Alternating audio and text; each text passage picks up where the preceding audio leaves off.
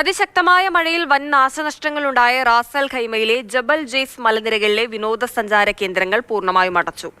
ഇനിയൊരു മുന്നറിയിപ്പ് ഉണ്ടാകുന്നതുവരെ ജബൽ ജെയ്സിലേക്കുള്ള വിനോദയാത്ര അനുവദിക്കില്ലെന്ന് അധികൃതർ അറിയിച്ചു. കൊടും തണുപ്പിനെ തുടർന്നുള്ള അപകട സാധ്യത കൂടി പരിഗണിച്ചാണ് അധികൃതരുടെ ഈ തീരുമാനം.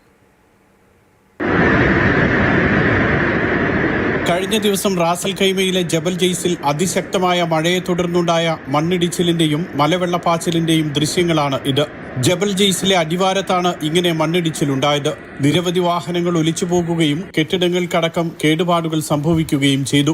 ഇതിന് സമാനമായ ദുരന്തം ജബൽ ജെയ്സിന്റെ മറ്റ് ഭാഗങ്ങളിലുമുണ്ടായി. നിരവധിയിടങ്ങളിൽ റോഡുകൾ തകർന്നു. പാറക്കെട്ടുകളും മണ്ണും കല്ലും റോഡിലേക്ക് വീണ് പലയിടത്തും ഗതാഗതം മുടങ്ങി. ഇതെല്ലാം പരിഗണിച്ചുകൊണ്ടാണ് രാജ്യത്തെ ഏറ്റവും ഉയർന്ന പർവ്വത നിരകളിലേക്കുള്ള വിനോദസഞ്ചാരം നിരോധിച്ചത്. മാത്രമല്ല, ജബൽ ജെയ്സിലെ താപനില 3.5 ഡിഗ്രി സെൽഷ്യസ് വരെയായി കുറഞ്ഞിട്ടുണ്ട്. ഇതും അപകട സാധ്യത വർദ്ധിപ്പിക്കുമെന്ന് കാലാവസ്ഥാ നിരീക്ഷണ കേന്ദ്രം അറിയിച്ചു.